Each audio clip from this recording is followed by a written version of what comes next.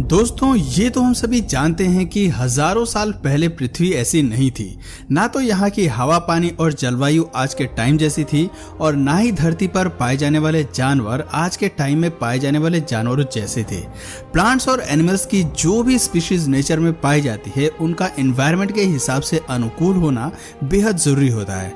और अगर ऐसा नहीं होता तो क्या आप जानते हैं कि क्या होता है? डायनासोर्स का एग्जाम्पल तो हम सभी जानते हैं। जैसे जैसे धरती की जलवायु बदली और सिचुएशन डायनासोर्स के रहने लायक नहीं बची, ये बड़े आकार के खतरनाक जानवर विलुप्त हो गए। एक्सटिंक्शन का एकमात्र एग्जाम्पल डायनासोर्स ही नहीं है, बल्कि ऐसे बहुत से प्लांट और एनिमल स्पीशीज थी जो नए एनवायरनमेंट में सरवाइव न कर पाने के कारण विलुप्त हो गई। लेकिन बहुत सी स्पीशीज ऐसी भी थी जिन्होंने नेचर में हो रहे चेंजेस के साथ अपने आप में भी चेंजेस लाए और धरती पर चल रही इस सर्वाइवल की जंग को जीत लिया। नेचर में हो रहे चेंजेस के साथ स्पीशीज में आए बदलावों को ही तो एवोल्यूशन कहते हैं। और आज के इस वीडियो में हम आपको बताने वाले हैं बियर्स के एवोल्यूशन के बारे में। यकीन मानिए, बियर्स के बारे में ये फैक्ट्स और जानकारियां आपकी होश उड़ा देंगी। दोस्तों, बियर स्पीशीज की इतनी अलग अलग वैरायटी आपको भी हैरान जरूर करती होगी। एक तरफ नॉर्थ पोल में रहने वाले सफेद पोलर बियर्स, तो दूसरी तरफ ट्रॉपिकल रेन फॉरेस्ट में पाए जाने वाले ये भालू। लेकिन क्या ये बियर्स शुरुआत से ही ऐसे थे? आज भले ही हम बियर्स को घने जंगलों में देखते हों, लेकिन भालू हमेशा से जंगलों में नहीं रहते थे। एक समय ऐसा भी था जब ग्रासी प्लेन लैंड्स पर भी बियर्स पाए जाते थे। लेकिन जैसे जैसे हैबिटेशन चेंज हुआ, इन बियर्स की डाइट में एक ड्रास्टिक चेंज आया और बियर्स छोटे छोटे कार्निवोरस एनिमल से लेकर ऑम्निवोरस इंसेक्ट ईटर्स बन गए। कुछ भालू ऐसे भी हैं जो अपने फूड के लिए पूरी तरह सिर्फ प्लांट्स पर ही डिपेंड करते हैं। लेकिन अगर आप सोच रहे हैं कि हैबिटेशन के साथ बियर्स की डाइट में आया ये चेंज ही बियर्स की एवोल्यूशन जर्नी में सबसे शॉकिंग फैक्ट है, तो एक मिनट रुक जाइए, क्या पता आप अपने विचार बदल दें। आज के टाइम में अलग अलग फूड हैबिट्स वाले ये बियर्स आपस में रिलेटेड भी नहीं है और उन्होंने अपने डाइट में इन चेंजेस को काफी तेजी से और कम टाइम में अडॉप्ट किया था। वैसे तो बियर्स कार्निवोरस एनिमल्स होते हैं और इन्हें कार्निवोरस मैमल्स की श्रेणी में रखा जाता है। लेकिन अगर हम स्पेसिफिकली बात करें तो ये कैनिफॉर्म्स में आते हैं, यानी बियर्स कैट्स की तुलना में डॉग से ज्यादा क्लोजली रिलेटेड है। इस ग्रुप में बियर्स के अलावा रकून्स, विसल्स, बैजेस और सील्स जैसे अन्य जानवर भी आते हैं। अगर हम कैनिफॉर्म्स की ही बात करें तो आज भी इस बात पर डिबेट जारी है कि बियर्स बैजेस, विसल से ज्यादा क्लोजली रिलेटेड हैं या फिर सील से। हालांकि ज्यादातर लोगों का यह भी मानना है कि बियर्स सील से ज्यादा क्लोजली रिलेटेड हैं और 350 लाख से 425 लाख साल पहले इनके एंसेस्टर कॉमन हुआ करते थे। प्रिमिटिव बियर्स के सबसे पुराने एंसेस्टर का नाम पिरेक्टस है।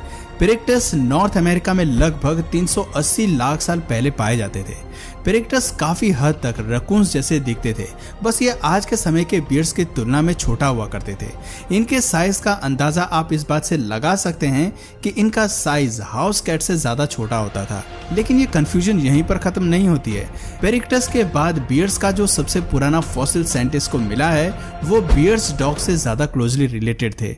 यानी कि अगर हम इस फॉसिल को आधार बनाते हुए थ्योरी को फ्रेम करेंगे तो बियर कैनिफॉर्म श्रेणी का भी नहीं निकलेगा। ऐसा इसलिए क्योंकि बियर्स का एक लाइनेज जिसे हेमिशियन कहा जाता है, उसे बियर्स एवोल्यूशन के काफी पहले ही, लगभग 300 लाख साल पहले ही ब्रांच कर दिया गया था। ये बियर्स जंगली इलाकों में कम और ओपन एरियाज में ज्यादा रहना पसंद करते थे और यही वजह रही कि एवोल्यूशन के दौर में इन बियर्स में वुल्फ जैसे फीचर्स भी इवॉल्व हो गए। इनकी बॉडी का साइज लगभग 2 मीटर तक लंबा हुआ करता था और ये अपने पैरों पर बिल्कुल कुत्तों की तरह यानी कि टिप टॉस पर खड़े होते थे। तो जब बियर्स की इतनी सारी प्रजातियां थीं जो अलग अलग तरह के जानवरों और अलग अलग स्पीशीज के सिमिलर थीं, तो ऐसे में सवाल ये आता है कि मॉडर्न बियर्स का एवोल्यूशन कब और कैसे हुआ। तो आपको बता दें कि मॉडर्न बियर्स जैसे भालू, जिन्हें सेविज भी कहा जाता है, सबसे पहले 250 लाख साल पहले इवॉल्व हुए थे।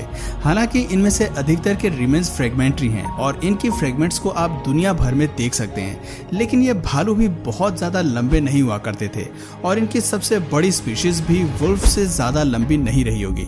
इसके अलावा इनकी पूंछ भी होती थी और इसीलिए ये काफी हद तक रकून्स या वल्वरिन्स जैसे दिखाई देते थे। और अगर आप इन्हें देखेंगे देखेंगे तो आपको ये कहीं से भी बियर जैसे तो बिल्कुल भी नहीं लगेंगे। हालांकि सेविस की एक स्पीशीज जिसका नाम यूरेविस बिरेनेटिस है के दांतों का स्ट्रक्चर जरूर आज के टाइम के बियर्स के लिए काफी बेनिफिशियल था। आप ये कह सकते हैं कि इन दांतों के साथ ही मॉडर्न बियर्स के एवोल्यूशन की शुरुआत हुई। इन्हीं दांतों की मदद से बियर्स प्लांट फूड को ज्यादा इफेक्टिवली डाइजेस्ट कर पाते हैं। दोस्तों, ज्यादातर कार्निवोरस जीव कार्निवोरस एंसेस्टर से ही इवॉल्व हुए हैं, जबकि इनमें से कुछ मैमल्स फ्रूट्स, नट्स और दूसरे प्लांट्स आदि जैसे फूड आइटम्स पर डिपेंड रहने वाले जानवर बन गए। लेकिन बियर्स इकलौते ऐसे ओमनिवोरस और कार्निवोरस हैं जिनकी बॉडी का साइज एवोल्यूशन के बाद छोटे से बड़ा हो गया है। उल्टा अगर लाखों साल पहले पाए जाने वाले बियर्स के एंसेस्टर्स की बात करें तब तो बियर्स का साइज आज काफी जायंट हो गया है। लेकिन बियर्स का ये ट्रांसफॉर्मेशन भी इतना ज्यादा सिंपल और अनयूजुअल नहीं था। आप किसी भी जानवर के स्पीशीज को देखेंगे तो उनके जायंट साइज वाली स्पीशीज छोटे साइज की स्पीशीज की तुलना में काफी ज्यादा मीट खाती थी। अब रकून्स को ही ले लीजिए। लगभग 30 लाख साल पहले साउथ अमेरिका में पाए जाने वाले रकून्स के जायंट रिलेटिव जेपैल मेलिना आज के टाइम के रकून्स की तुलना में ज्यादा मीट खाते थे। कुछ ऐसा ही आपको बैजेस में भी देखने को मिलेगा। मेगालिक्टस, जिसका वजन लगभग 50 किलो हुआ करता था, पूरी तरह शिकारी थे। हालांकि ये ऐसा हो सकता है क्योंकि ये एनिमल्स कार्निवोरस एंसेस्टर से इवॉल्व हुए थे, इसलिए इनके बॉडी का डाइजेस्टिव सिस्टम प्लांट फूड को पचा पाने में भी सक्षम था। और चूंकि जितना ज्यादा एनिमल बॉडी का मास होगा उसे उतनी ही ज्यादा एनर्जी की जरूरत होगी, इसलिए वो ज्यादा मीट खाया करते थे। अब सवाल ये है, तो फिर एवोल्यूशन के बाद बियर्स का साइज बड़ा होने के बाद भी वो ज्यादा मीट क्यों नहीं खाते थे? तो इसकी वजह है उनके मजबूत दांत। ऑब्वियसली ये टूथपेस्ट में नमक का कमाल तो नहीं है, बट हाँ एवोल्यूशन का जरूर है। अपने इन्हीं मजबूत दांतों की वजह से बियर्स प्लांट फूड को भी डाइजेस्ट कर लेते हैं और इन्हें मीट पर डिपेंड रहने की जरूरत नहीं पड़ती। और यही वजह रही कि इकलौता हर्बीवोरस कार्निवोरस एक बियर है जिसे हम पैंडा कहते हैं। वैसे तो पैंडास का फॉसिल रिकॉर्ड इतना अच्छा नहीं है, इसके बारे में साइंटिस्टों को कुछ खास जानकारी भी नहीं मिलती, लेकिन अवेलेबल इंफॉर्मेशन के बेसिस पर एक्सपर्ट्स का कहना है कि पैंडा लगभग 190 लाख साल पहले बाकी बियर फैमिली से अलग हो गए थे। ये वही समय था जब धरती पर घास के मैदानों का अमाउंट तेजी से बढ़ रहा था, अर्थ का टेम्परेचर तेजी से कम हो रहा था और जंगल ड्राई फ्रूट्स में बदल रहे थे और फॉरेस्ट हरियाली वाले ग्रासलैंड में। ऐसे में सर्वाइवल के लिए बेहद जरूरी था कि बियर्स प्लांट फूड को जल्दी से जल्दी अपना लें, और वैसा ही हुआ। बियर्स का एक ग्रुप पूरी तरह प्लांट फूड पर डिपेंड हो गया और यही थे पैंडास। लेकिन पैंडास अकेले ऐसे बियर्स नहीं थे जिन्होंने इन चेंजेस को एडप्ट किया। इसके अलावा भी बियर्स ने अपने आप को इस एनवायरनमेंट के अनुसार ढाला। पेड़ों पर चढ़ने के लिए कैपेबल होने के लिए इनके लिम्स की बनावट बदली। इस समय के बियर्स को शॉर्ट फेस्ड बियर्स कहा जाता है। शॉर्ट फेस्ड बियर कोई स्पीशीज नहीं थी, बल्कि बियर्स का ही एक बॉडी टाइप था। इस टाइप का सबसे पहला बियर एग्रीथोरियम था, जो लगभग 130 लाख वर्ष पहले पाया जाता था। ये बियर्स बहुत ही तेजी से और बहुत जल्दी पूरी दुनिया में फैल गए। ये इकलौते ऐसे बियर्स थे जो अफ्रीका के सब सहारा डेजर्ट में पाए जाते थे और यूथोपिया में इनके फॉसिल्स भी पाए गए हैं। इसके बाद आइस एज इरा में आर्कटोडस नाम का एक बियर पाया जाता था, जो नॉर्थ अमेरिका में लगभग 30 लाख साल पहले पाया जाता था। ना सिर्फ इन बियर्स का साइज काफी बड़ा होता था, बल्कि इनके लिम्स आजकल के बियर्स की तुलना में लंबे और स्टॉकी होते थे और ये तेजी से भाग सकते थे। इनके जॉज भी मॉडर्न बियर्स की तुलना में शार्प होते थे। लेकिन सिर्फ शार्प टीथ होना ही इस बात का सबूत तो नहीं है कि जानवर अच्छा शिकारी ही होगा। पाए गए फॉसिल्स के अनुसार आर्कटोडस बड़े साइज के शिकार को आसानी से फंसा नहीं पाते थे, इसलिए ऐसा भी माना जाता है कि शॉर्ट फेस्ड दूसरे जानवरों को डराकर भगाने के बाद उनके शिकार को हथिया लेते थे। और ये थ्योरी इस बात को एक्सप्लेन करती है कि इनके शार्प दांत इन्हें कुछ समय पुराने फूड आइटम्स को भी चबा सकने में मदद करते थे और इसीलिए इनके पैर भी लंबे होते थे, जो इस तरह के भोजन की तलाश में इनकी दूरी तक चलने में मदद कर सके।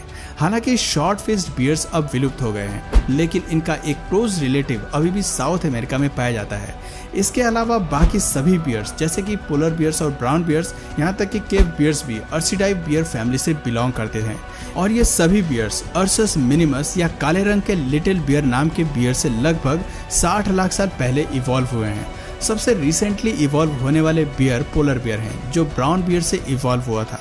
ना सिर्फ इनके फर का कलर चेंज है, बल्कि इनके कई फीचर्स भी ब्राउन बियर से अलग हैं। फॉर एग्जाम्पल इनका डाइजेस्टिव सिस्टम पोलर बियर्स की तुलना में तेजी से काम करता है। तो दोस्तों ये था बियर्स का फैमिली चार्ट। हमारी ये जानकारी आपको कैसी लगी, अपना जवाब हमें कमेंट करके ज़रूर बताइए। और अगर इस वीडियो से आपको कुछ नया जानने या सीखने को मिला या फिर इंटरेस्टिंग लगा तो प्लीज़ इस वीडियो को एक लाइक करके अपने फ्रेंड्स और फैमिली में से ज़रूर शेयर करें। और यदि आप इस चैनल पर नए हैं तो प्लीज़ इस चैनल को सब्सक्राइब करके बेल नोटिफिकेशन आइकन को ऑन कर लीजिए ताकि हमारे आने वाले वीडियोज़ आप मिस ना करें। मिलते हैं फिर किसी वीडियो में नए टॉपिक के साथ, तब तक के लिए नमस्कार।